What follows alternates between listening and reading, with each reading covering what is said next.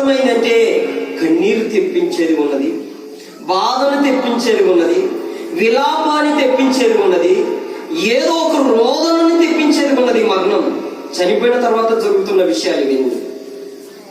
నీవు జీవించిన జీవిత కాలంలో ఉన్న మరణము నువ్వు దాన్ని చూసి భయపడినావో, కన్నీరు పెట్టినావో, దుఃఖపడినావో తర్వాత విషయం. కానీ చనిపోయిన తర్వాత నీకు ఏం కలుగుతుంది అంటే, ఇదిగో చనిపోయిన తర్వాత ఉన్నవారికి ఏం కలుగుతుంది?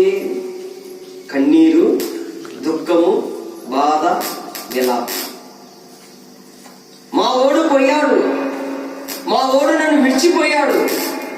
ఎన్నో మాటలను గుర్తు చేసుకొని ఏడ్చేవారు, దుఃఖపడేవారు, విలపించేవారు, రోధించేవారు ఎంతమంది లేరండి.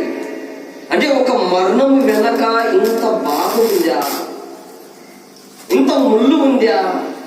ఎవరు కొట్టకపోయినా, ఎవరు మాట్లాడకపోయినా నీకు ఆ దుఃఖము, ఆ ఏడుపు క్రమేణా అది వస్తూ ఉంది అంటే దాని అర్థం ఏంటంటే మరణము ఎంత భయంకరమైనదో మీకు అర్థం కావాలి. ప్రియమైన దేవుని వారలారా, మరణం అనేది మనం ఎవరినో కోల్పోతున్నట్లుగా ఉంది. మరణం అనేది ఏంటి? ఎవరో కోల్పోతాం కదా. మన ఇంట్లో అన్ని కొన్ని చనిపోయిన వాళ్ళే ఉన్నారు, నాన్నలో, అమ్మలో, ఎవరో. వారిని తలపోసుకుంటున్నప్పుడు మనకు ఒక ఫీలింగ్ ఏర్పడుతుంది. ఏంటంటే, అయ్యో మా ఊరిని కోల్పోయాను,